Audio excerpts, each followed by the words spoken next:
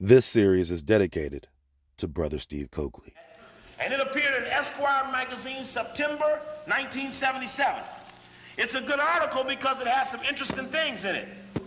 It mentions that also, besides laying in a coffin to do your initiation, after you lay in the coffin butt naked, you got to get out and jump in a pile of mud and wrestle with your fellow initiates, again, butt naked. We ought to ask Bush why he was sliding all around his brother, man. Did he slip up and catch one of them?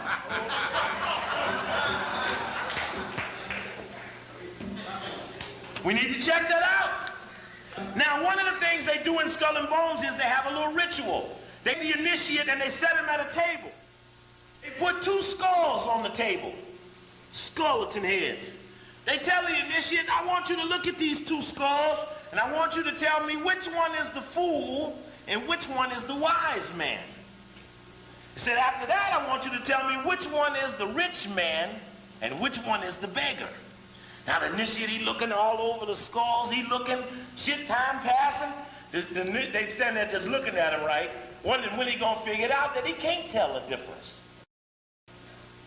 Right? Because the lesson they're teaching the initiate, their language is, when you're dead, you're dead. Steve Coakley is one of my favorite historians.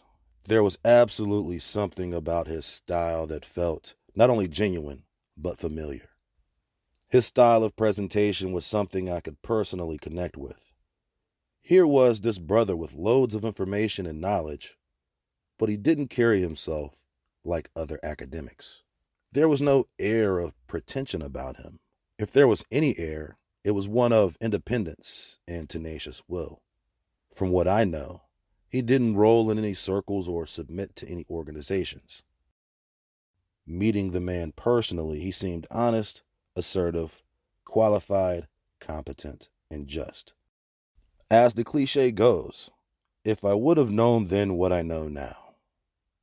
At the time I met Coakley, he was older and not as most people remember him from his videos on YouTube. He had locks and carried himself very much so in the ways of an elder. I was around 22 and in no way capable of comprehending the depth of wise counsel he was imparting upon the Quarterfield Auditorium classroom of students at North Carolina A&T.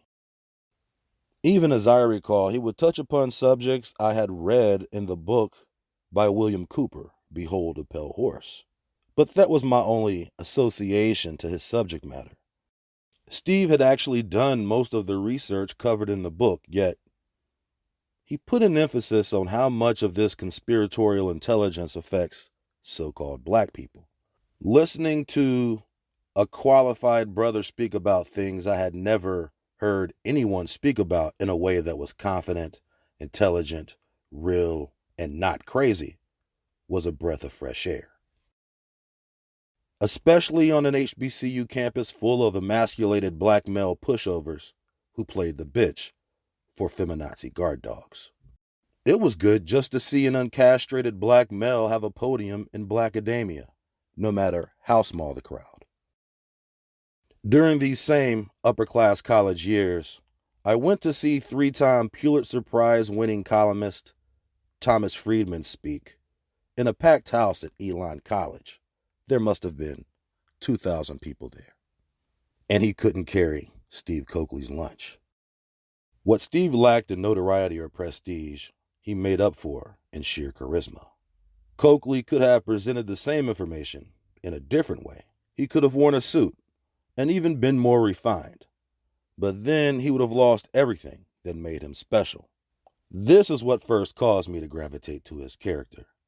So even today, as I may disagree with certain aspects of his message, one thing I will not question about the brother Steve Coakley is his character, which, from my opinion, is steadfast beyond objection.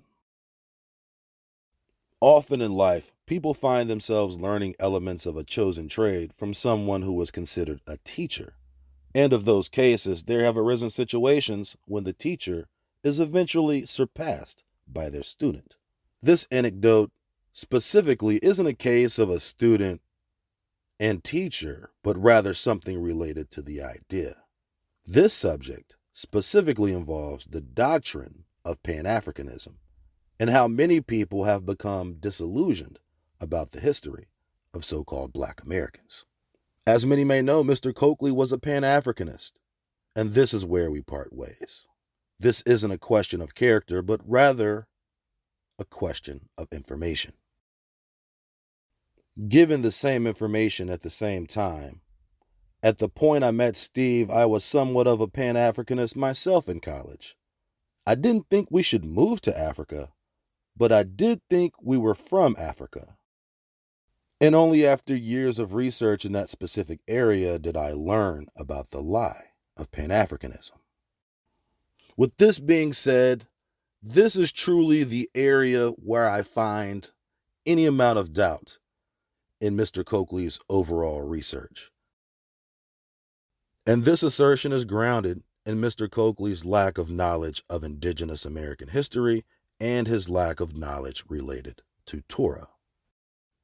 But overall, this is something that I've only learned within the last decade and how it relates to the history here in America. So it's not necessary to totally discredit his entire body of work because of these inconsistencies. Instead, we will recognize the messenger and the essence of his message before we consider any further. In most cases, Mr. Coakley and other people attribute the foundation of Masonry to the continent of Africa, when its foundational application was first anointed in America. Freemasonry ties its origins to the construction of the Temple of Solomon. Had Brother Steve been more versed in Torah, it would go without saying that he would have pieced more things together. Yet one must not be lost on his genuine spirit of humility. It is for your understanding that all oaths are sworn on Solomon, and the songs of Solomon say, I am black, I'm black, black. Yeah. Now let's pick it up. Some coded shit in here somewhere.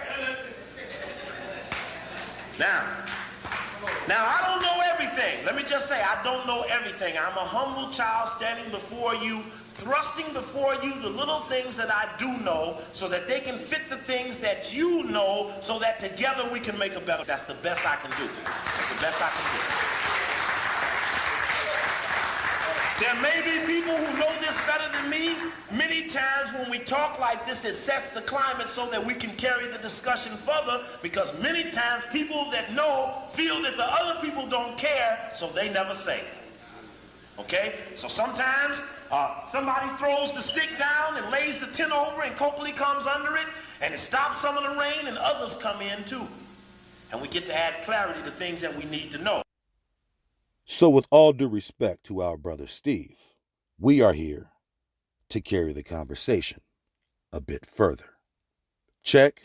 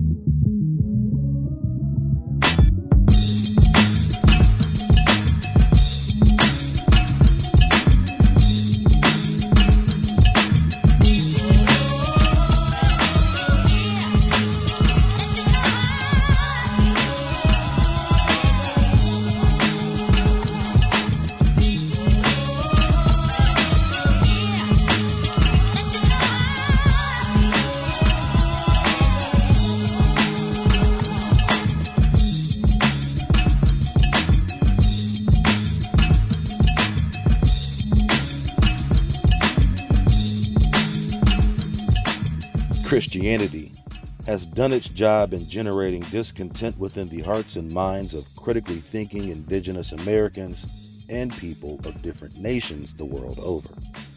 At its root, the Pan-African agenda is a Christian idea from its very inception. Born in the mid to late 1700s, efforts were already in full effect by the year 1800 to displace indigenous Americans. The British, along with other religious groups like the Methodists, had already begun deporting blacks from America to countries in West Africa like Sierra Leone. In fact, the colonization of Sierra Leone is exclusively tied to slave traders and merchants, who many have been propped by historians as men who opposed slavery, a slow stretch across the Middle Passage from the truth.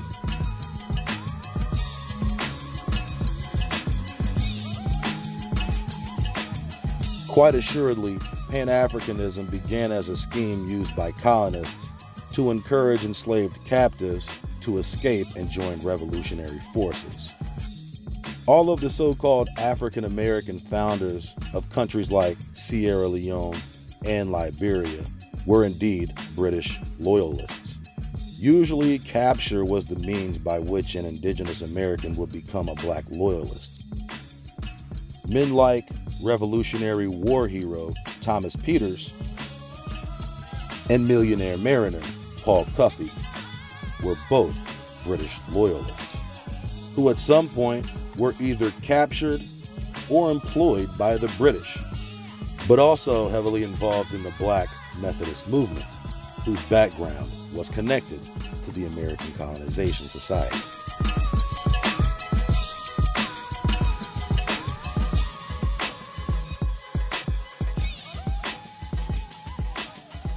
This repatriation scheme was in full sanction by the most prominent men in British society.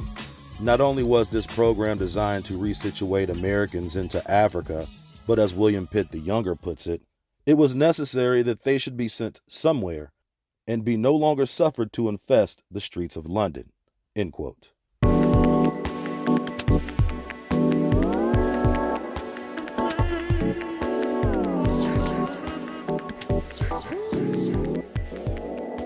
This was a dual scenario arrangement that would address the miscegenation problem in London as well. During those times, the issue of black sailors marrying white women shook policy in Parliament to the point of proposition for the deployment of all black men, in particular black men of London, into Sierra Leone.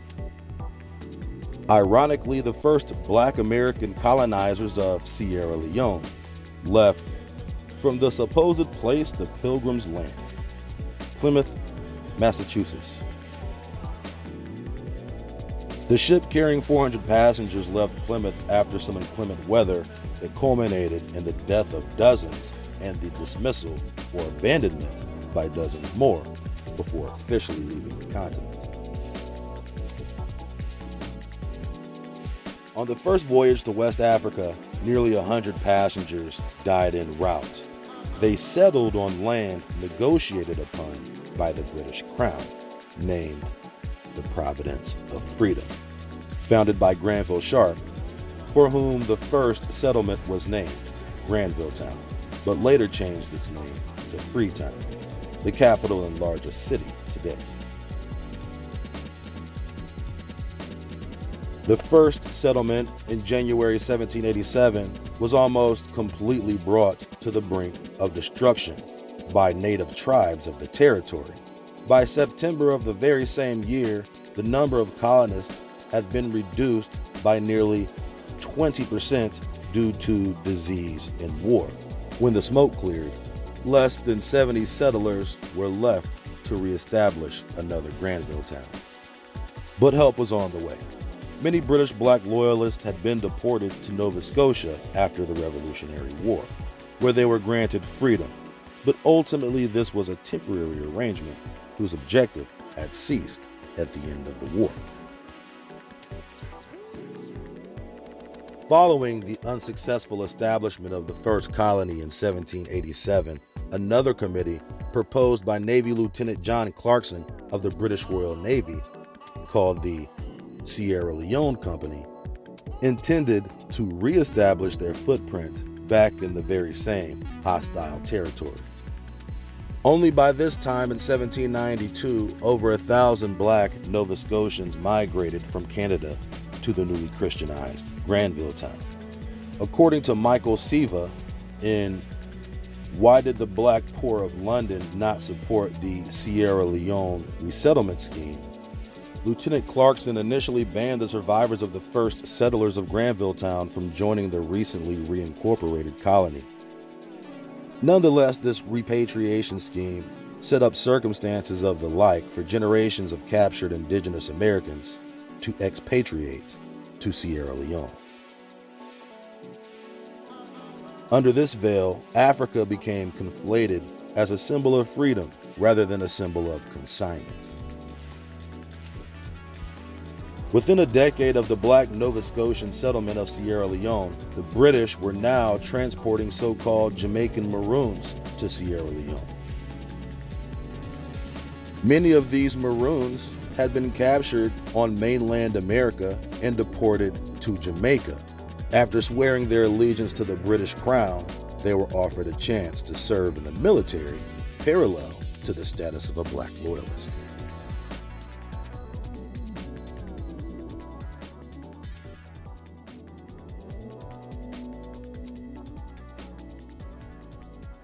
Discontent regarding conditions led the Black Nova Scotians to take up arms against the British, to which the British retaliated by using a company of Jamaican Maroons to overthrow the rebellion.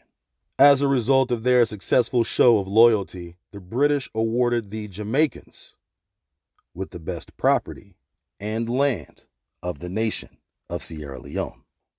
Perhaps this is where men like Marcus Garvey found his loyalty to the British and his love for Africa coming together in a yassa fufu beef patty over a bed of damp crumpets. But even men like Steve Coakley held a certain level of esteem for men like Marcus Garvey. The Garvey legend held within itself the most cherished of all themes among so-called black people, a plan for national sovereignty.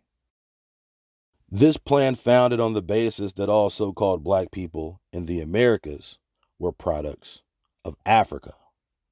This is a result of a new wave of information being introduced to indigenous Americans in every level of academia, starting in the early years of primary schools and ending in the top universities, even the normal schools where teachers of teachers were instructed to propagate the children's mind with this idea that they were from Africa. Of course, this was all by design. The very same men who had profited from slavery and theft of indigenous land were the very same men who were disseminating educational information to schools across the country.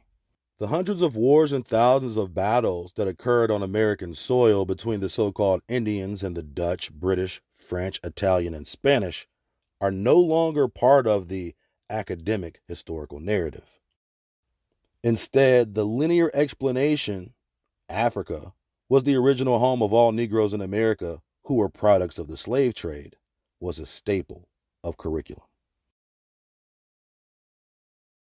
The year 1917 was one of the most important years in recent world history. Between the Russian Revolution and America declaring war on Germany, several other events materialized over that very same course of time of lesser note.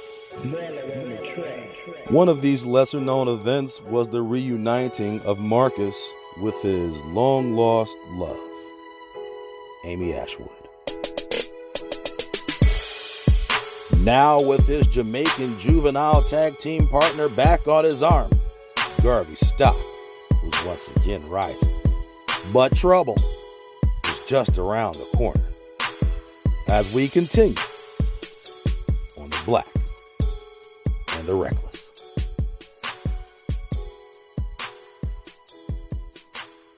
With a barely legal Amy Ashwood on his arm, the UNIA boss soared in popularity, much due to her highly touted secretarial skills, as she was appointed to in the UNIA. Over the next year and a half, UNIA membership reached its pinnacle, although Garvey had a tendency to exaggerate the numbers by millions. The UNIA could claim 25 official branches in America, Central America, and the Caribbean. Prior to the increased popularity of Garvey's organization, Marcus had reached out to W.E.B. Du Bois on a few occasions, with friendly correspondences. First, welcoming him to Jamaica years earlier during an event Du Bois was invited to, and again in an attempt to solicit funds for the UNIA, but was essentially poo-pooed by the Boule master. Garvey once remarked about a time he visited NAACP offices looking for a chance meeting with Du Bois, and he noticed the majority of the employees were white. From his perspective, the NAACP was not a Negro organization.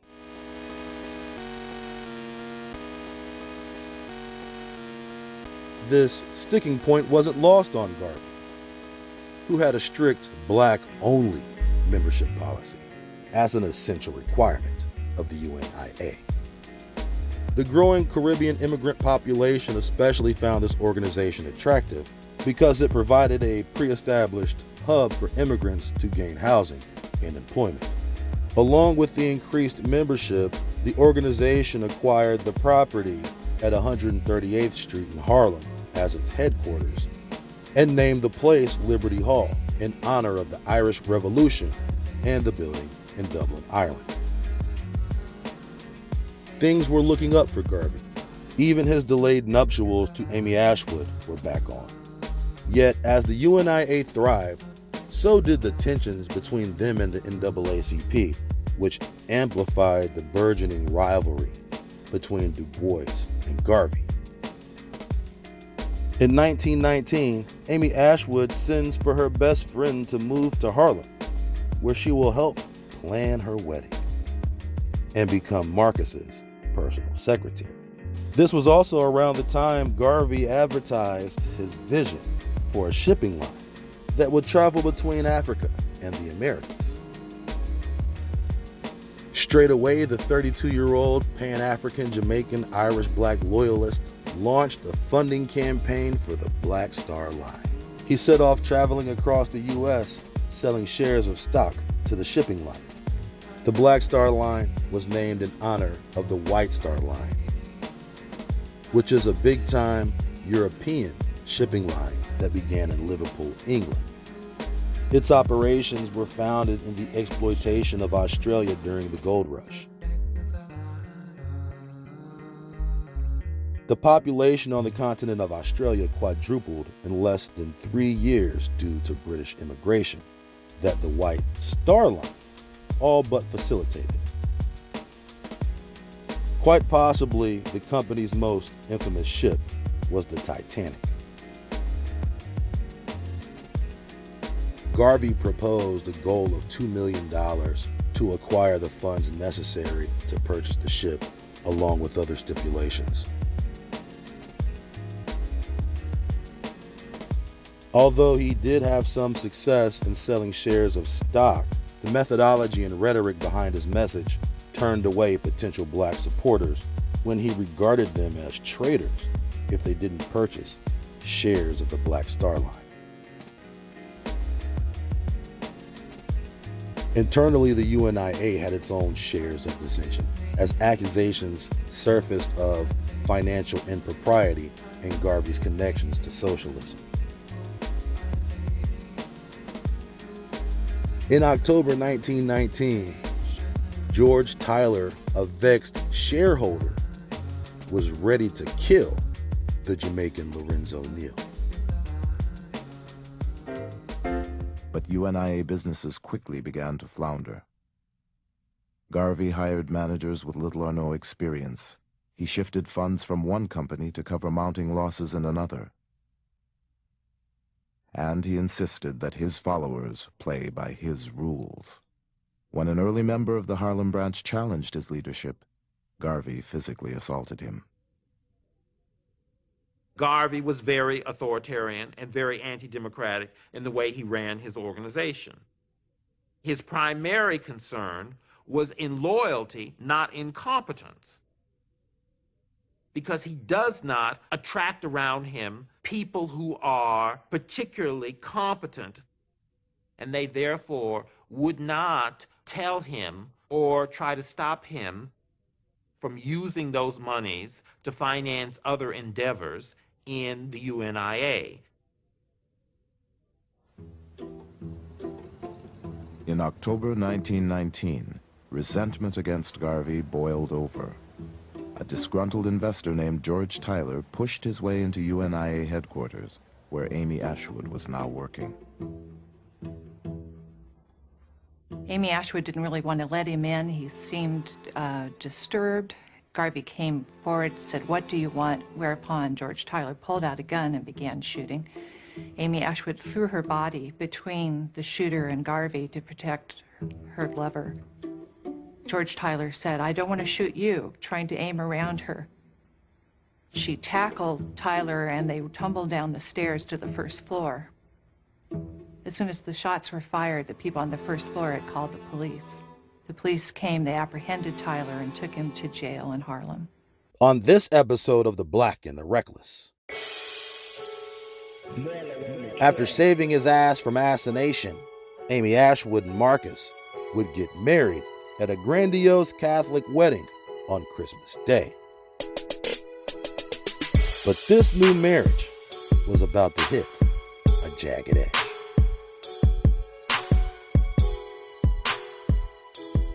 Over the next few years, Garvey would face a myriad of challenges far beyond his love life. In the year prior, the Bureau of Investigation sent an agent, James Wormley Jones, to infiltrate the UNIA, looking to build a case against Garvey and have him imprisoned, ultimately deported.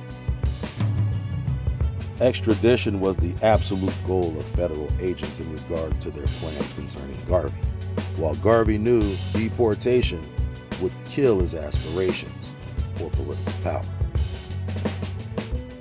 Even as the temperature rose within the organization, the UNIA was about to accomplish its greatest feat yet. In the summer of 1920, the UNIA organized a massive event entitled the First International Convention of the Negroes of the World.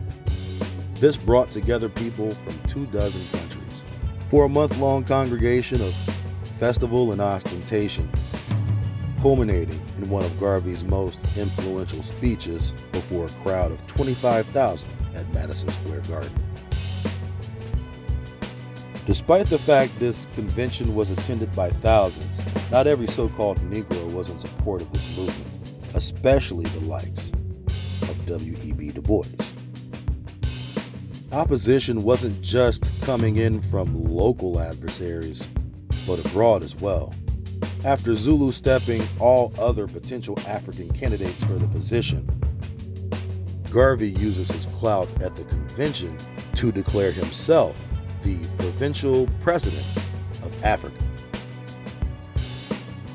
This outlandish act of deboishness didn't necessarily sit well with the native Africans, who mostly felt Garvey was dramatically overstepping his actual power and hadn't in the least communicated his intentions or respects to certain indigenous rulers of African lands.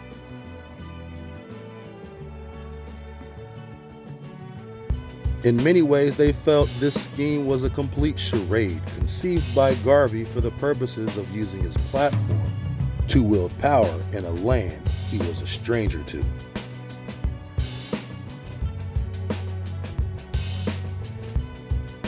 All of this liberation talk of Africa was all well and good,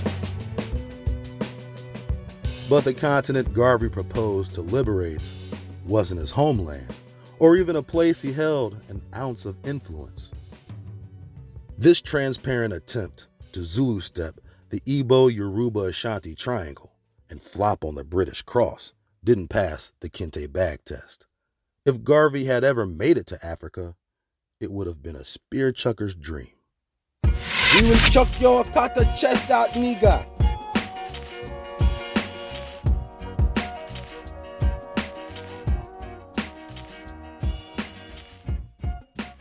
When the Black Star Line hit the high seas upon its second voyage, it was a brief escapade. The ship broke down and was towed back to the harbor by the Coast Guard.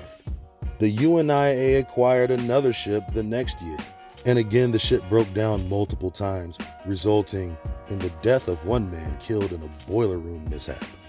To compound these issues, the ship was towed away in Panama, and Garvey was met with boos and not allowed to embark on dry land at any location, including his return to America. It was only after writing several letters to the State Department was Garvey allowed to return to America. However, when he did return, he was soon to face charges for selling stock to a ship the UNIA did not own. He was subsequently arrested for fraud. It turns out that a group of UNIA stockholders pressed the Bureau of Investigation to scrutinize the organization's financial records for indiscretions.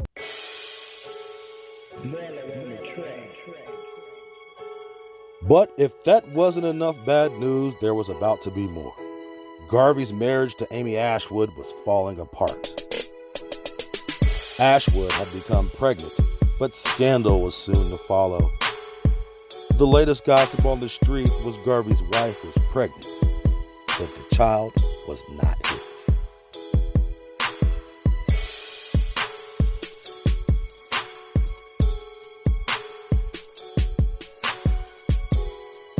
To complicate these matters even further, Marcus and Amy Ashwood's best friend and maid of honor, Amy Jacques, had become romantically involved, making for a tawdry love triangle at Liberty Hall.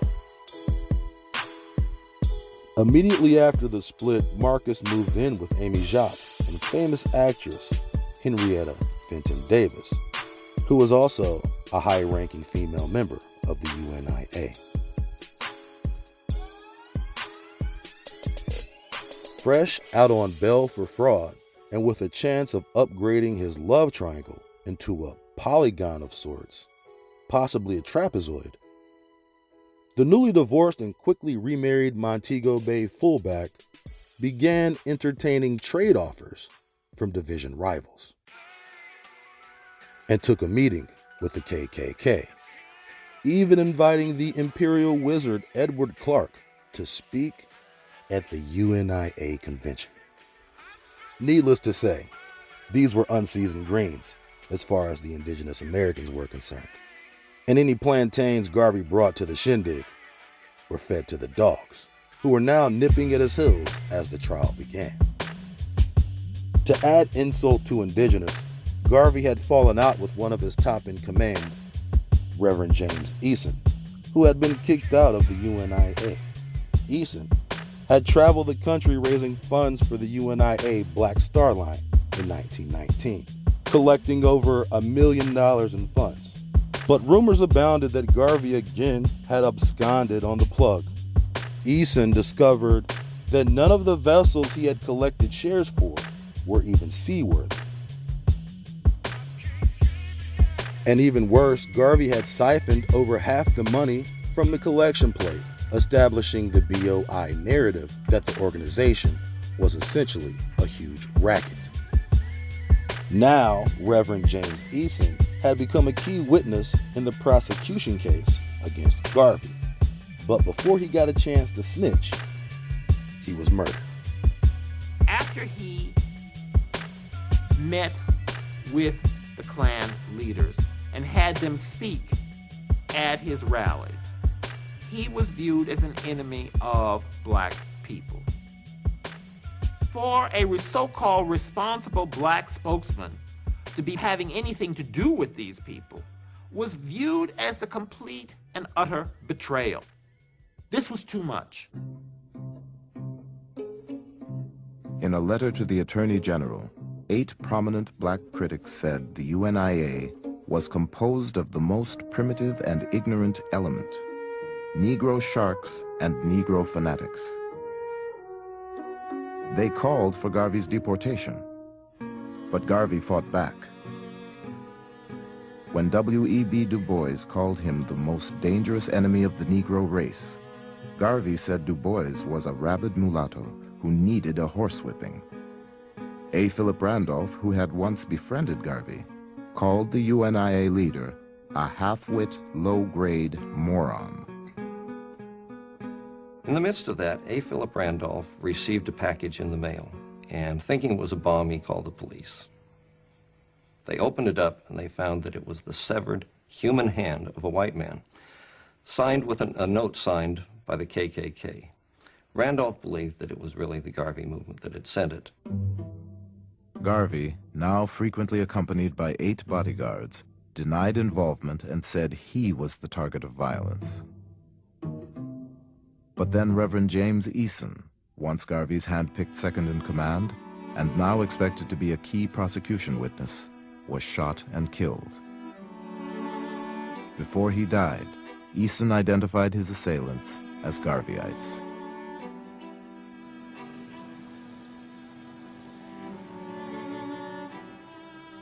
As Garvey's trial began on May 18, 1923, a police bomb squad stood on alert, and UNIA members packed the courtroom. On the first day of the trial, Garvey fired his attorney and announced that he would defend himself. I think Garvey believed that his powers of rhetoric and oratory would ultimately sway the court in his favor. He would have ruled the court, in other words, by his superior oratorical gifts. And I think Garvey came, in the end, to rue that decision because it was a disaster. Garvey paced up and down before the jury box as a parade of former UNIA officials took the stand to testify against him. Defiant, Garvey blamed subordinates and evaded responsibility for his errors. He also took a lot of time badgering witnesses, alienating, I think, in the process, a lot of jurors by his courtroom manner. He seemed to be intimidating of witnesses, even his own witnesses. It was not a good performance by Garvey. In his closing statement, Garvey's voice carried clear through the corridors and out to the street. I want no mercy, only justice, justice, justice. I would not betray my struggling race. If I did, I should be thrown into the nethermost parts of hell.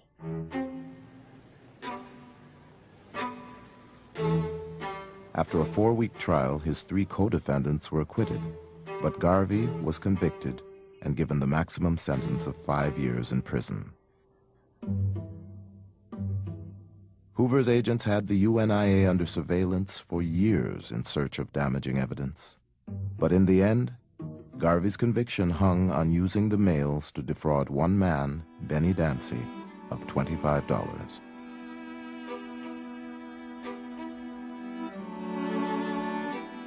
He took no advice. He did not heed advice. He felt that anything contrary to his view of things was an attempt to derail him or to deflect him from his goals. He had just an overweening confidence in his own ability in areas where he had no expertise, such as in the case of ships, in the case of trying a legal case, in his investment priorities. He just would not take advice. In February 1925, after nearly 2 years of appeals, Marcus Garvey was escorted to the Atlanta Federal Penitentiary as prisoner number 19359.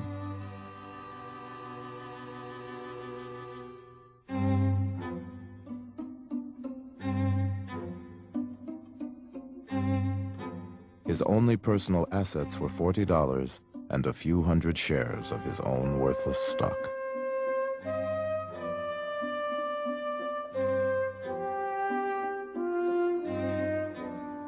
UNIA members believed their leader had been railroaded. To dampen their frustration, Garvey wrote a song. Let no trouble worry you. Keep cool, keep cool. Don't get high.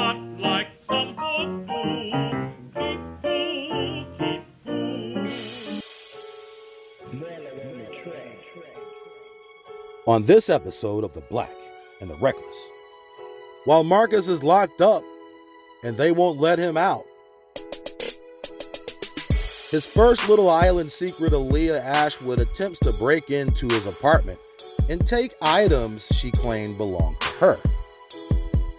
But on the spot, reps from the UNIA told her, "No way, baby," and matumboed her ass down the stairs. Possibly embellishing here, but that's how I'd like to think it went down. They used to be best friends, and Amy Ashwood felt like Marcus was the one she gave her heart to. And no days go by without her wondering if Marcus was that somebody. But their story would never get the resolution we needed. And their broken marriage would certainly not come back in one piece. Marcus wasn't a choosy lover. Bruh.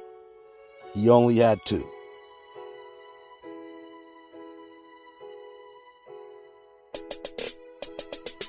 And Ashwood thought to herself, you got the nerve to go back and forth between me and another bitch named Amy?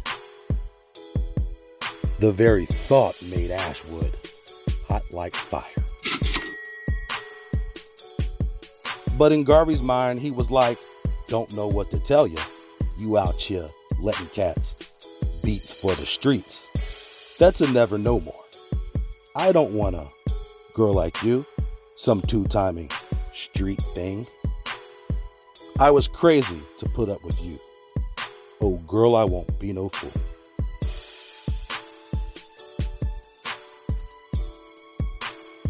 While locked down south, Garvey had regular visits from his devoted wife, Amy Jacques, who was still serving as secretary for him and administering UNIA business as a proxy between Marcus and the organization.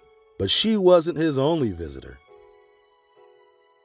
Noted white supremacist Ernest Sevier Cox and co-founder of the Anglo-Saxon Club of America met with Garvey several times. In fact, they had already been good friends.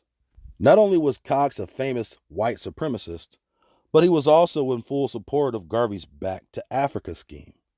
This is the point their paths crossed. None the matter that Cox believed the colored races to be inferior, while also being in chorus with top eugenicists like John Powell. Garvey had collaborators in his vision of African migration. And more importantly, the favor of high-profile white men.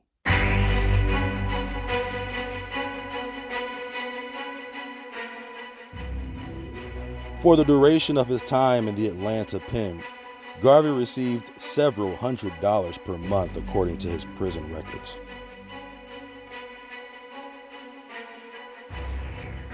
Most visitors only left a few cents or as much as a couple of dollars.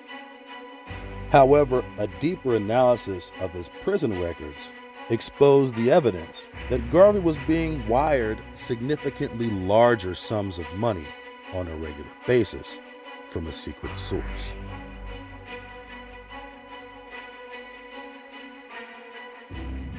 To which he used these sums of money to order himself special gifts from preeminent department stores like Macy's, much to the chagrin of the prison workers. Garvey's time in prison stalled any progress the UNIA hoped to make, not to mention his new white bromance with the likes of Ernest Cox, called the side-eye from his peeps back in Harlem.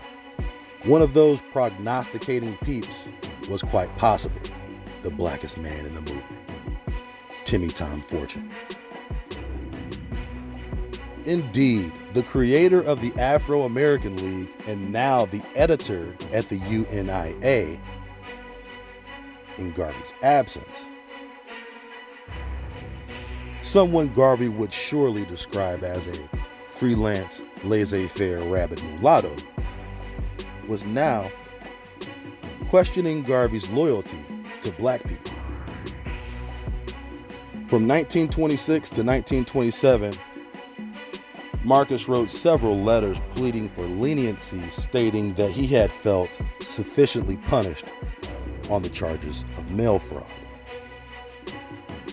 Even Earl Little, the father of Malcolm X, led a petition for his release, relating to President Coolidge that Garvey's release would be a priceless gift to the Negro, causing his name to be honored by generations yet unborn. That's what he said now. The financial issues at the UNIA were bringing the entire organization to the brink of Bolivian. Where do you go from here, Mike? I don't know, man. I might get fade into Bolivian, you know what I mean? I don't have nowhere to go and nothing to do, you know what I mean? I just go fly my pigeons on the roof. They had no way to repay their creditors. So infamous numbers runner and generous UNIA donor Casper Holstein stepped in and paid $36,000 to clear UNIA debts. In the meantime, Garvey's health was deteriorating. His lung problems worsened, and the Bureau of Investigation feared that if Garvey died in prison, it would contribute to his martyr status. So they decide to release him from prison under one major condition. He would not be returning to Harlem and would be deported immediately.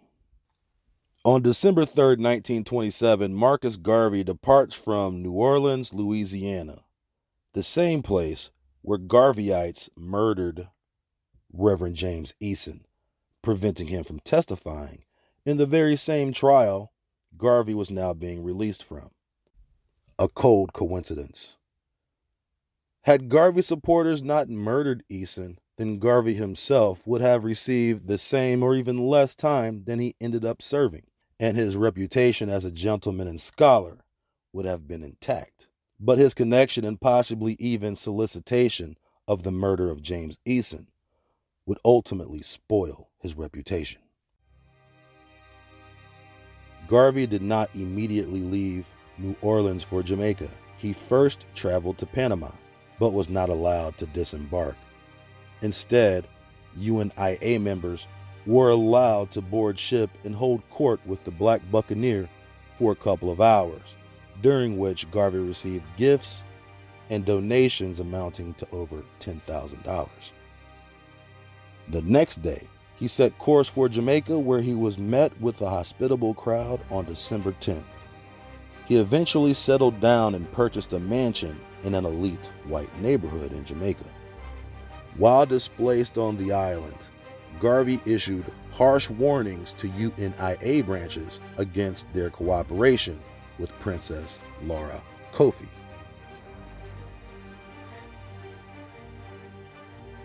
Quote, from Negro with a Hat, The Rise and Fall of Marcus Garvey. Quote, in Florida, the young and mesmerizing Princess Laura Adorker Kofi, a former member of UNIA, had already lured members away from the organization. The 35-year-old preacher aroused the exaltation of poor urban black people, along the way of inspiring a cultish devotion that flourished even more so in the absence of the organization's president general. In the spring of 1927, whilst Garvey was still locked up in Atlanta, Kofi had become a sensational field worker for the movement in a campaign through the South. Excitedly followed each day by the Negro world, which kept score of new members, she won over thousands of recruits for the organization in the black belts of Miami, Tampa, and Jacksonville. On 9 July, one correspondent enthused over the Gold Coast princess who stormed St. Petersburg when 1,000 Negroes heard her upholding the principles of Africa for the Africans and its founder, Honorable Marcus Garvey. She professed her admiration for Garvey when visiting him in the penitentiary in the autumn. But by October, the Negro world was issuing warnings to the divisions not to entertain Kofi, alias Princess Coffer and Lady Kofi, who has been collecting funds from members under the guise of sending them to Africa, etc. Should she make further appeals, members should have her arrested. At a time when a flood of Africans trading in on their exoticism claimed royal heritage, Princess Kofi's origins were disputed by the UNIA. They suspected she was actually born in Atlanta and was intent on exploiting the name of the movement to fraudulently obtain funds and build up a membership of her own. When Kofi was expelled from the organization, she took hundreds of the new recruits with her to form the African Universal Church, which not only had similar aims to the UNIA, but an identical motto: one God, one aim, one destiny, much to the irritation of local Garveyites. The irritation was said to have boiled over on 8 March when Kofi opened her Bible to preach to 300 followers at a converted storefront in Miami. Eyewitnesses claim that after Kofi was introduced by another preacher, he stepped back and gave a sign. Immediately, a gunshot rang out from the back of the hall. Maxwell Cook, Kofi's former UNIA bodyguard, was immediately set upon by the enraged congregation, who beat and stamped him to death. End quote.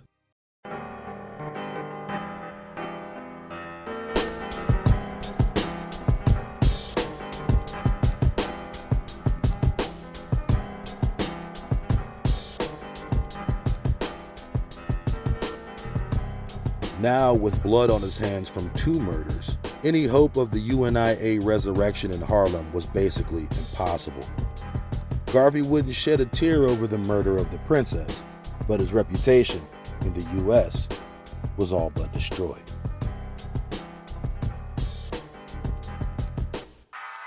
And any attempts to get the UNIA off the ground in the Caribbean were stonewalled by authorities. Garvey made several tries to get his public life back on course, even being elected as city councilor in Kingston, but this ultimately led with him being imprisoned. Now that politics were no longer an option, Marcus tried his hand as an auctioneer. The irony behind this occupation was that he again was facing financial troubles, and his UNIA headquarters in Jamaica was being auctioned off at the same time. Only in this instance, there was no Casper Holstein to bail him out.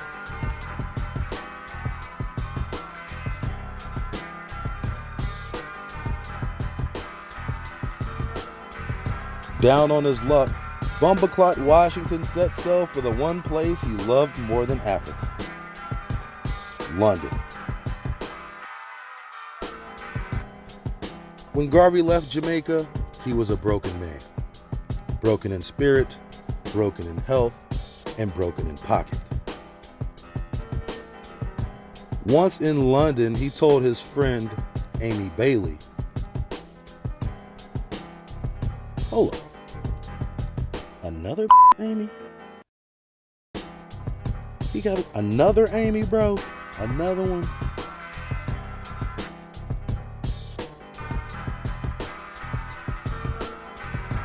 He told Amy 3.0 that he would never, ever go back to Jamaica. Garvey died in London in June of 1940 without having ever stepped foot on the continent of Africa.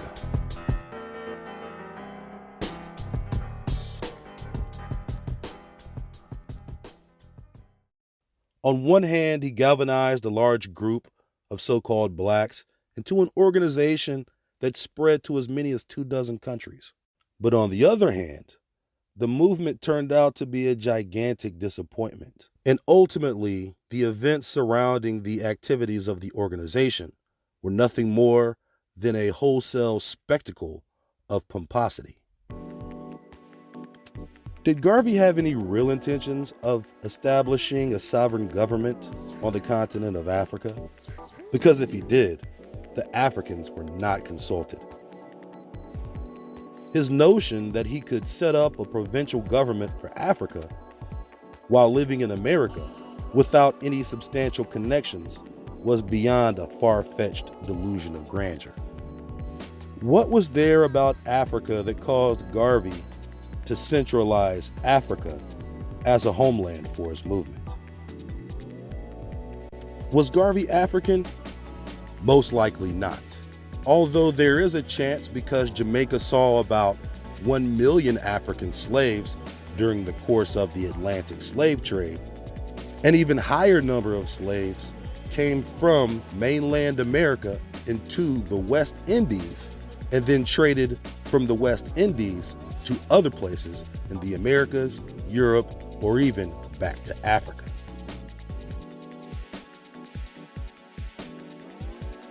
Was Marcus not aware of this history? The Garvey surname is Irish, but could also be Scottish or Welsh, which mostly derives from indentured servants and slave laborers who were deported, kidnapped, or migrated to work on sugar plantations in the Caribbean operated by wealthy merchants, many of Irish descent. Islands in the Caribbean saw a flood of Irish indentured servants between the 15th and 17th century. Even before Cromwell, general of the Irish army, displaced thousands of Irish children in 1655 into forced servitude, the West Indies had become a hub for expelled Irish Catholics. For most Irish indentured servants, when their period of servitude had been completed, they were given pay and land, for which they could buy slaves who were now being sent in not only from Africa, but also mainland America. With this, they could purchase plots of land to erect plantations. Jamaica became a popular destination for Irish planters who had served the full length of their indentured and who had been employed on neighboring islands like Montserrat, Grenada, Bermuda, and Barbados to build plantation empires of their very own. Before the year 1660, over 200,000 Anglo-Irish and English migrants had already settled in Bermuda, Barbados, Jamaica, and Montserrat. But these people weren't just poor Irish looking to start over in the New World. Many of the people sent to the islands by the Irish were indeed criminals and prisoners of war forced to work in labor camps on sugar and tobacco plantations in the Caribbean and the Virginia colony. Perhaps this is why Garvey was so infatuated with Irish tradition. For what other reason would he have named UNIA headquarters Liberty Hall? In several ways, the Irish were some of the first slave masters in the Americas, but they also immigrated at the bottom class status of a criminal, prisoner, or servant, but over time could become wealthy plantation owners themselves, as was the case on the island of Jamaica. In those days, servants or slaves were given the names of their masters. However, this is not their actual name. Over the course of transferal of ownership, freedom, birth, or death, for example, a surname would often be changed to fit the corresponding scenario.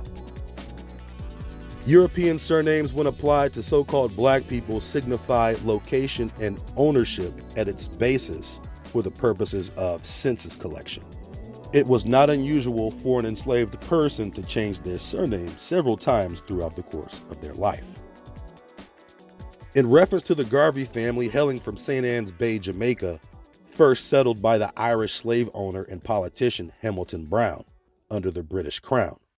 The first Garveys don't appear on record until decades later and are of most likely Scottish Welsh origin. Setting the complexities of Irish Catholic or Protestant identity aside, the relationships between the Irish and so-called Black Americans have always been contentious, and quite possibly the root is founded in servitude or slavery.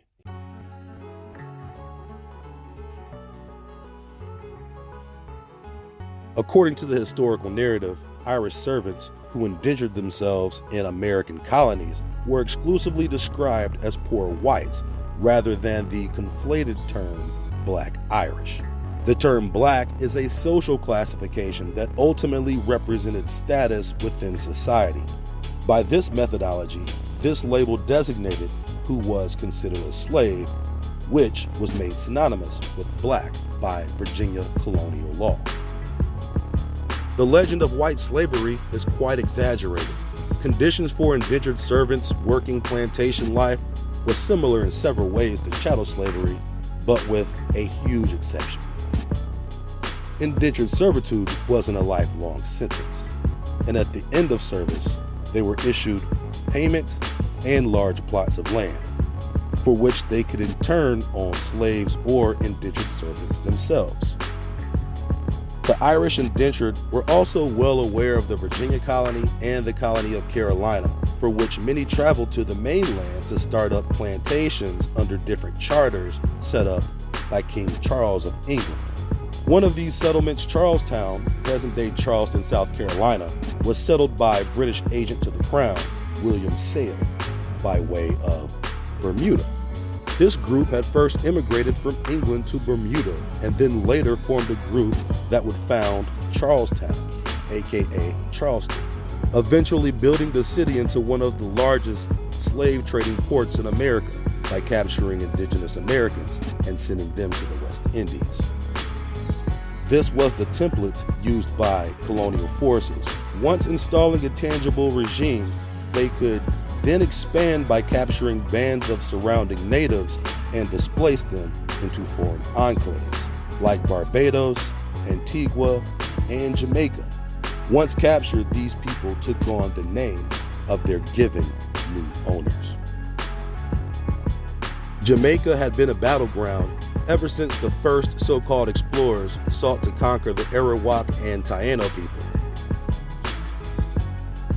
But the Spanish footprint left by the conquistadors only lasted until the 17th century, when they were pushed out by the British.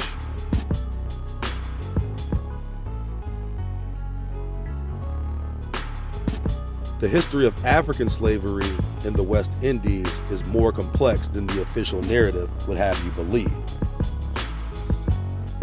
because an overriding number of people in the Caribbean were sent there from other areas in North, Central, and South America, rather than Africa. The Intra-American Slave Trade Database testifies to this fact. A significant percentage of slaves shipped into the Caribbean embarked in cities like Charleston and Baltimore and disembarked in cities like Havana. But before they were shipped from Charleston, they had been captured and sold from rebel tribes in colonial expansion from as far south as Spanish Florida to as far north as New England and as far west as the Great River. So the practice of uprooting indigenous Americans from the mainland and transporting them into the Caribbean to later be sold from the Caribbean was well ingrained in colonial policy. These were the people Marcus Garvey was most loyal to, the champions of chicanery, the master manipulators of world history, and the heathens of hypocrisy. The same people who propped themselves as advocates for anti-slavery were the ones perpetuating the industry. Most assuredly, a significant percentage of West African populations are actually displaced indigenous American populations detached by the British scheme for false restitution in Africa. Garvey played his role in this scheme. Whether knowingly or unknowingly, he was an agent for the British elite cause. Why did he finally escape to London when it was all over? Because Garvey had connections that far superseded his ties to Prince Hall Freemasonry or the Scottish Rite. Garvey was a tool of Hegelian deception.